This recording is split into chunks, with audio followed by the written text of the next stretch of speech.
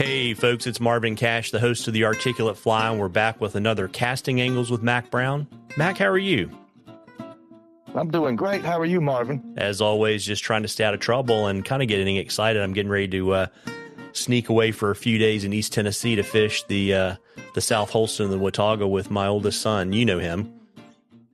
Oh, yeah. No, that'll be great. That'll be great fun. It's supposed to be cooler this next week, so it's going to be a little bit better temperatures on the water. Yeah, it's kind of funny. He doesn't fish a lot, and so I was kind of telling him, what he needed to pack this morning and all that kind of good stuff. You know, the basic stuff, like if you're going to wear Keens, you might want to wear socks. Otherwise, you're going to have Swiss cheese sunburn on the top of your feet, and Oh, yeah. All the important stuff about long pants, buffs, and he's like, well, isn't a baseball cap good enough? And I was like, only if you want sunburned ears. So you got to figure it all out, right? Oh, yeah. Yeah, maybe a bandana.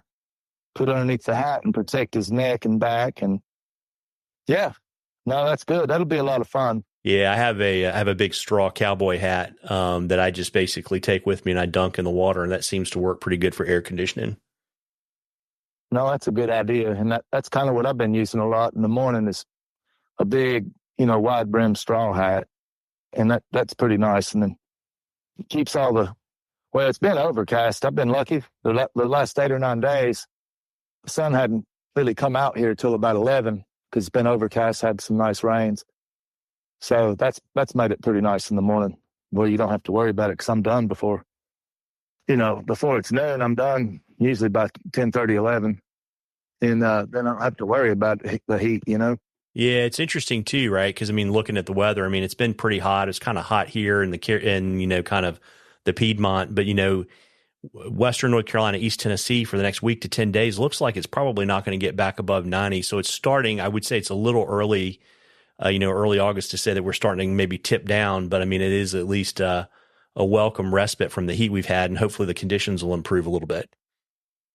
I think it will. Like we've been in the low 80s the last 4 days, and evening will get down in upper 60s and then come back up to low 80s. So yeah, I think it stays cooler maybe on this side of the mountain than up by Johnson City. You know what I mean? Because I grew up in Greenville. I think it's a little hotter up where I grew up in Greenville, Tennessee. So I don't know. Usually it does because the weather pattern. But the good news is for over there, they get the rains. A lot of times the rains will hit the mountains, the Appalachians, and they go back to the northeast and they don't even make it over the mountains. So I'm sure they've got more rainfall overall than we have, for the year. But we've been getting nice rains this last week. It's been nice. It's the first time in, I would say, almost a decade that late July, August hasn't been in severe drought. So to be getting these rains is really a big plus, for keeping everything cooled down some. The water temp, I can tell you that this morning, I take it every day, but just this morning's temperature was 63 degrees at 6:30 in the morning. And that's not a bad water temp. You know what I mean? Everybody's talking about the waters are all too hot. And it'll probably come up by the time late in the day on that same creek, it's probably 67, 68. But having a morning temperature that's below 65 is actually, kind of special for this part of the country because most places aren't. Yeah. And so we were talking because it was a little bit better, I guess, when we spoke 2 weeks ago, but, it really is, like you have to kind of really define what getting out early and getting off the water early means. Okay. You want me to define it? Yeah. Well, I was just saying you have to, and I was just kind of kicking it to you. You're my trusty sidekick. Yeah. Well, I think that, like this morning we started, I had a young kid and his mom this morning early, and I met them we started at 6:30, and that's when it's just getting light enough where you can see. Because one thing I've noticed the last 3 weeks is we were lighter earlier, several weeks ago, and it's starting to get later and later already. So it was 6 a.m. and now at this time of year, it's moved to about 6:30 to meet them because it's tough to start in the dark with the tripod. So 6:30 is about the time they can start seeing it. And we're done by 9:30 to 10 o'clock. And that way, later in the day, then you'll see people start pulling in, trying to fish those same spots starting at 10, 11 o'clock. And then it's just, I'm sure they're frustrated because by that time the water's too warm. The activity's gone, And it's like, Yeah, every day's still different too. Like where I've been going on a freestone creek that comes off about 6,500 feet up, and it's different every day. Like I like to say, oh, it's been best on dry fly, but it really hasn't. Like one day it'll be good on that. I've been throwing a lot of ants and terrestrials, like small ants, like flying ants, and that's one of my favorite, patterns. The one thing that's been really funny this year for us, I mean, for all my guides, it's like normally on the freestones this time of year, the inchworm's king. It's at its best.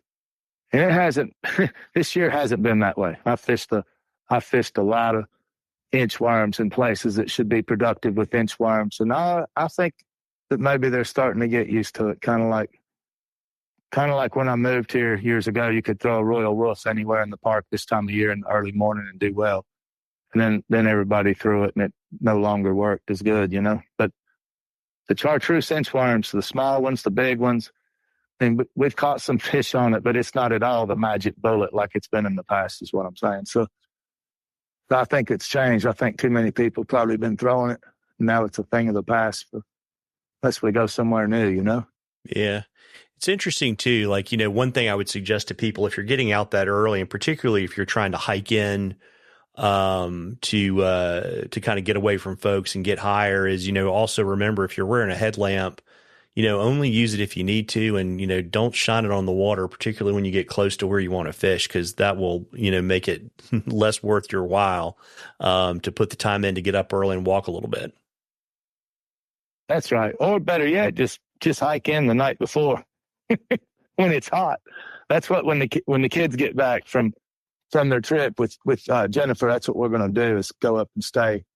Because it's about time where they're getting ready to go back to college. So Connor and Duncan will be starting school, high school, sophomore year. And we still haven't. We were going to try to do something up in British Columbia, and summer's kind of gotten away from us. We had a lot of unexpected things, the summer that we weren't planning for. So we're stuck here. So I told them before they went out of town that we'll go in when they get back next week and maybe stay 3 or 4 days. And that'll be a good time with the kids. And we'll do the same thing even when we hike in. We'll fish early in the morning.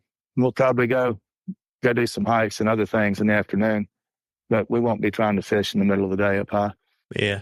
And, as we mentioned last time, it's kind of depending on where you are. I think kids in Tennessee are already back in school.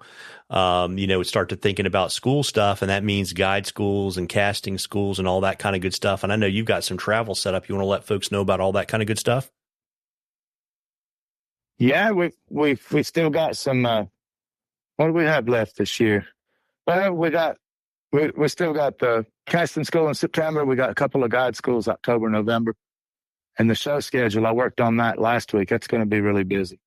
I think from the first week of January to the middle of April, we'll be on the road. So it's like I looked at the turnaround, like the West Coast ones at Bellevue, and then right after Bellevue's Denver, and then Pleasanton. It's like, well, I'll just stay out there because there's only like 2 days turnaround between those shows. So it wouldn't make sense, to come fly all the way back east and get on a plane and fly 6 hours back. So I'd probably get lucky and get to go to Pyramid Reservoir and fish a lot of the stuff I want to fish out there in the winter. I like to fish those. There's certain places I like to be that time of year. So I'm going to try to make a little vacation as well as the shows and mix them together. And, yeah, it's going to be a busy show season, though, Marvin. Yeah. And so, folks, I'm adding every day. If you go to the articulatefly.com and go to our events page, you'll see all the shows listed.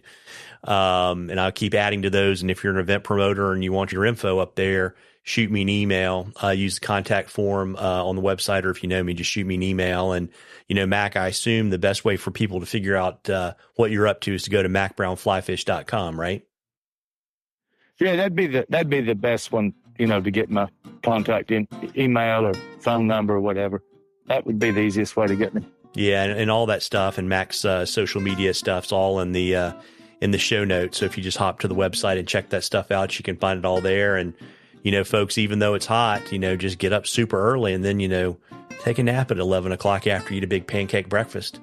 Get out there and catch a few, everybody. Tight lines, everybody. Tight lines, Mac. Tight lines, Marvin.